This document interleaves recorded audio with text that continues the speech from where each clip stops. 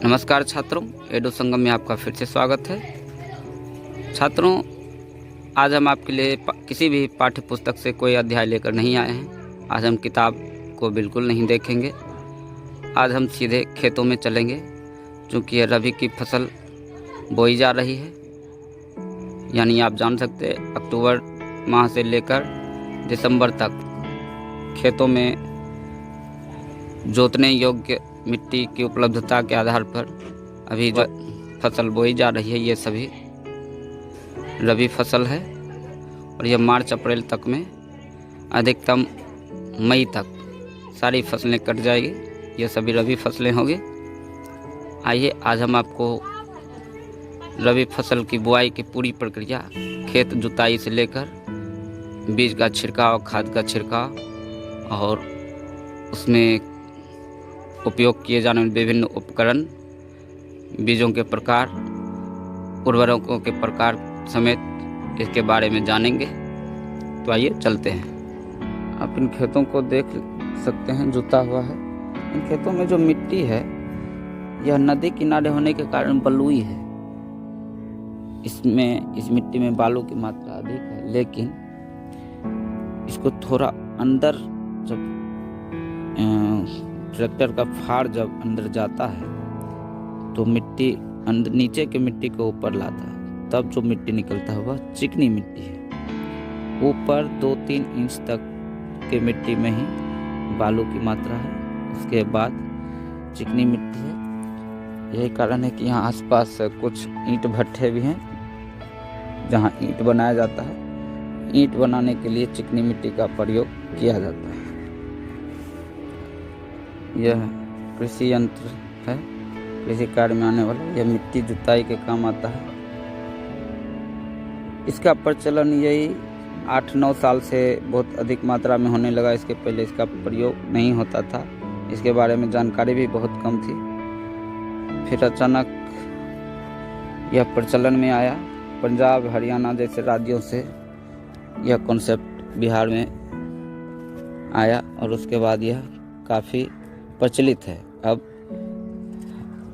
3 फारा या 9 फार वाले जुताई के यंत्र जो है, फार, उसका इस्तेमाल अब कम होने लगा है, या होता है, लेकिन यह अपरिहार्य हो गया है। यह जो है, इसमें देख सकते हैं गोल गोल तवे के जैसा जो इसमें लगा हुआ है, वह मिट्टी को पलटने का कार्य करता है। इससे नीचे की मिट्टी ऊपर आ जाती है और ऊपर की मिट्टी नीचे चली जाती है। तो इससे लाभ यह होता है कि नीचे की उपजाऊ मिट्टी ऊपर आती है और ऊपर रासायनिक खाद और बालू से युक्त जो मिट्टी होती है वह नीचे चली जाती है और फसल को अच्छा लाभ मिलता है। साथ ही मिट्टी अधिक हल्की हो जाती है, जो पौधों के जड़ों को विकसित होने में काफ़ी सहायता देती है। अब हम आपको एक कृषि यंत्र और दिखा रहे हैं। यह हल है, ट्रैक्टर में लगने वाला। इसमें 9 फार होते हैं। 9 आप गिन सकते हैं। 5 पीछे की ओर और 4 आगे की ओर। यह खेतों को जोतने में काम लाया जाता है। खेतों में जब बीज डालना होता है तब इसका प्रयोग विशेष रूप से किया जाता है। और इसके पीछे एक लकड़ी का मोटा सा सिल्ली लगा हुआ है। यह जो है मिट्टी को पलित करने में, यानी कि आप कहावत सुने, मिट्टी पलित करना, तो यह मिट्टी को पलित करता है, यानी बराबर करता है। बड़े बड़े ढेलों को, मिट्टी के बड़े ढेलों को यह तोड़ता है और खेतों को समतल करने के काम आता है। जब खेत में बीज डाल दिया जाता है तब इसका प्रयोग किया जाता है। अब हम आप कृषि कार्य में प्रयोग होने वाला एक और महत्वपूर्ण यंत्र दिखा रहे हैं। यह भी एक फार है, जुताई के काम आता है। इसमें 3 फार लगे हुए हैं, आप देख सकते हैं। इसमें 3 फार हैं, इसलिए इसे 3 फारा कहते हैं। यह जमी हुई मिट्टी को, बरसात के समय मिट्टी बिल्कुल बैठ चुका था, तो इस मिट्टी को उखाड़ने के लिए इसी का प्रयोग किया जाता है। 9 फार वाले कृषि यंत्र से मिट्टी को तोड़ना आसान नहीं होता है, तो उस स्थिति में इसे प्रयोग किया जाता है। यह 9 फार वाले से जुताई की अपेक्षा थोड़ा महंगा भी पड़ता है, लेकिन यह आवश्यक होता है मिट्टी को। यह मिट्टी को पलटने का भी कार्य करता है। वो जो आपको हम तवे के जैसा झाल दिखाए थे, उसके पहले इसी का प्रयोग बहुत मात्रा में होता था, लेकिन अब उसका प्रयोग अधिक होता है। लेकिन यह भी अभी प्रासंगिक बना हुआ है और यह कृषि के साथ साथ औद्योगिक रूप से भी प्रयोग किया जाने वाला ट्रैक्टर का डाला।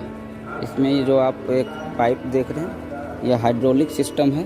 इसमें ट्रैक्टर के ट्रॉली में लोड किए गए सामानों को अनलोड किया जाता है, यानी खाली करना होता है। तो पहले लोगों को लगाया जाता था उसे कुदाल या बेलचा के माध्यम से उझलने के लिए, लेकिन अब इसको हाइड्रोलिक के माध्यम से उठा दिया जाता है और सामान खाली हो जाता है। यहाँ पर एक और कृषि यंत्र आपके सामने है।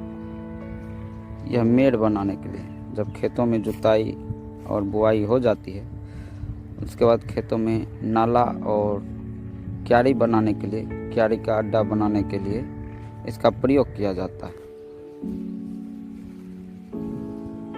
इसे ट्रैक्टर में लगाया जाता है।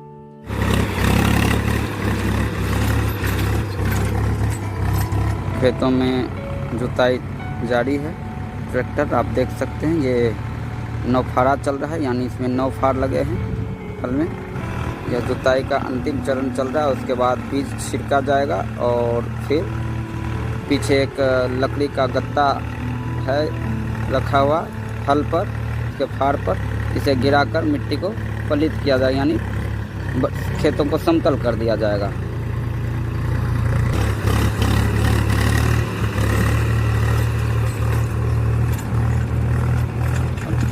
और समतल करने के बाद आपको मेड़ बनाने वाला एक उपकरण दिखाए थे, इसकी सहायता से इन खेतों में मेड़ बना दिया जाएगा। ये सब रबी फसल की बुआई हो रही है, जिसमें गेहूँ, सरसों, कहीं मटर या इसे केरा भी कहा जाता है। कुछ खेतों में सूर्यमुखी की भी खेती होगी, कहीं सरसों की खेती होगी, कहीं चना लगाया जाएगा।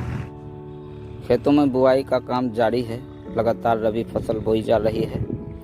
और इस खेत में देख सकते हैं बीज छिड़क दिया गया है और यहाँ गेहूं की खेती है। देख सकते हैं गेहूं है, गेहूं के बीज आपको दिख रहे हैं। ये सभी गेहूं के ही बीज हैं। और जब गेहूं हो का बीज जब छिड़क दिया गया तो किसान जो है खेतों में खाद का छिड़काव कर रहे हैं।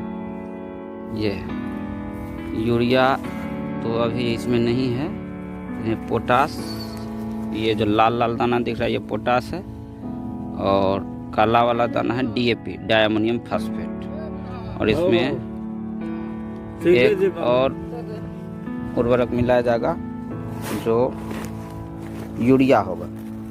अब इसमें ये आप देख रहे हैं उजला मोती सा दाना है, यह यूरिया है, जिसमें नाइट्रोजन 46% होता है सभी तरह के ब्रांड में।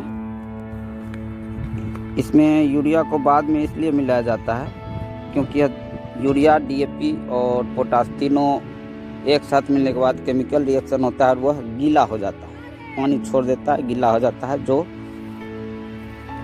छिड़कने में दिक्कत करेगा। इसलिए इसको खेत में ही मिलाकर तुरंत छिड़क लिया जाता है। और अब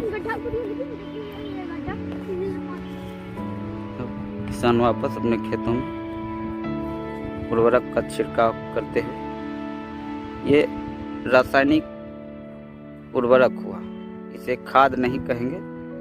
खाद जैविक होता है, जो गोबर या जीव अवशेष से तैयार किया जाता है, उसे खाद कहते हैं। और रासायनिक खाद जिसे हम कह सकते हैं वह उर्वरक या फर्टिलाइज़र होता है। ट्रैक्टर जो कि किसानों का एक अपरिहार्य मित्र है, सबसे महत्वपूर्ण उपकरण है, और यह मल्टीटास्किंग उपकरण है।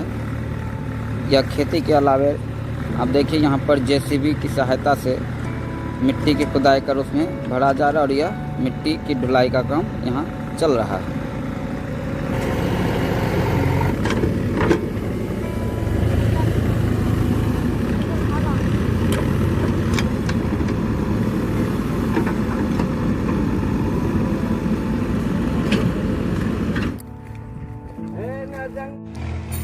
छात्रों, यह था हमारा आज का वीडियो, जिसमें आपने रबी फसल और उसके बुआई की पूरी प्रक्रिया आपने देखी। साथ ही उसमें प्रयोग किए जाने वाले विभिन्न प्रकार के कृषि उपकरण और खाद बीज के बारे में जानकारी प्राप्त की। जल्दी हम अगले वीडियो में आएंगे, जिसमें आपको रबी फसल के नवांकुरित पौधे और उसके प्रकार तथा उसमें उगने वाले अवांछित खरपतवार के विभिन्न प्रकार के बारे में जानेंगे। आपको हमारा यह वीडियो कैसा लगा, आप हमें कमेंट ज़रूर करें। साथ ही हमारे वीडियो को लाइक और शेयर भी करें। मिलते हैं अगले वीडियो में। जय हिंद।